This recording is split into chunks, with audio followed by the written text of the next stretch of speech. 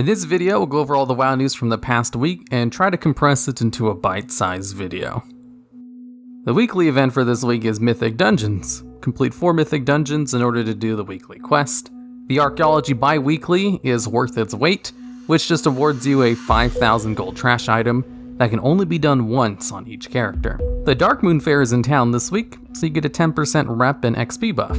And finally, this weekend will be the running of the Gnomes mini holiday, where you can run with the gnomes. Blizzard announced yesterday that the patch 8.3 PTR will be going up, and we already have a ton of announced stuff, plus data mine things, that I'll go over in a bite-sized abridged version.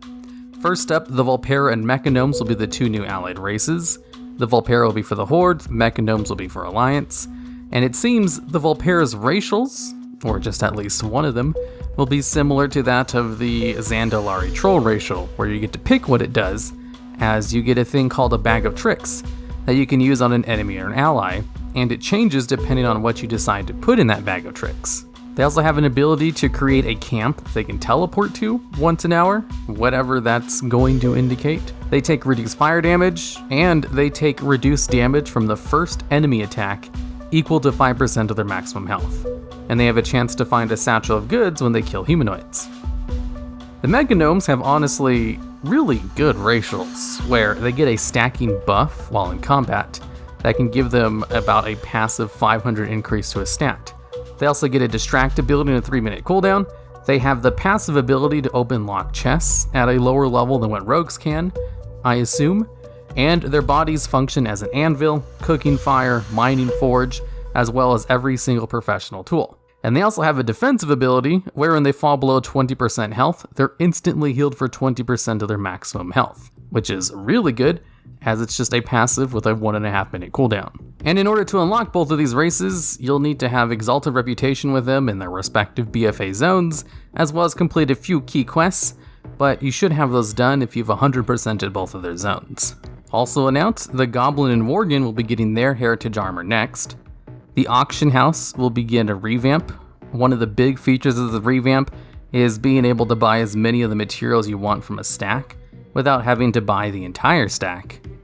Wrathion will be returning and will offer players a long quest chain in order to craft a legendary cloak, allowing players to gain a legendary with this expansion, which will be needed in order to counter a lot of the insanity mechanics that will play a big role in a lot of the content. There's going to be a new raid with 12 bosses. Looking at the boss list will be kind of spoilers, so I'll just stop at there, as I'd rather not spoil story elements in these videos, but I will tell you about gameplay features, and that Inzoth is the final boss.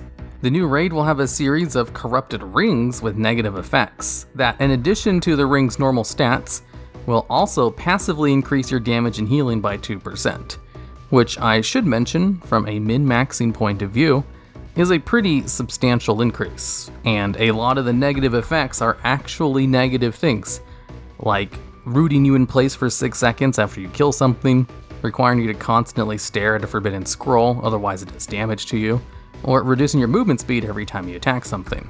Periodically, old zones will come under assault by N'Zoth, which you can defeat in order to gain rewards, as well as there being treasures and puzzles to solve in those areas. They'll have a new feature called Horrific Visions, where you try your best to go into a corrupted version of Orgrimmar or Stormwind and complete as much of it as you can before your character goes insane. Collecting items will help you go further every time you go in. And what this said is supposed to be a hard solo progression experience, similar to the Mage Tower, but it can also be done with up to 5 players. The Heart of Azeroth will gain new levels, along with new passive benefits, and a new essence slot. And so far, I think they're only adding 1 new essence with this patch. They also announced the patch should be removing Titan Forging and possibly replacing it with something else. They're going to release a heroic version of the Darkshore Warfront.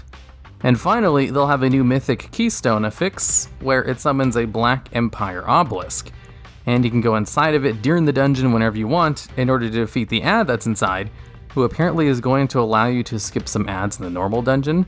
I'm not really sure how that's going to work, but they also said if you don't defeat all of the obelisks before you get to the final boss, all of the ads from inside those obelisks will come out and fight you at the end of the dungeon during the final boss battle.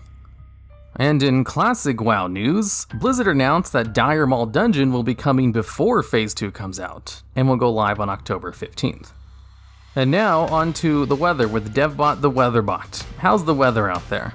You realize you're getting older when the main characters in TV shows and movies you watch aren't your age anymore. Great news, DevBot. Alright, and with that, I'll see you all next week.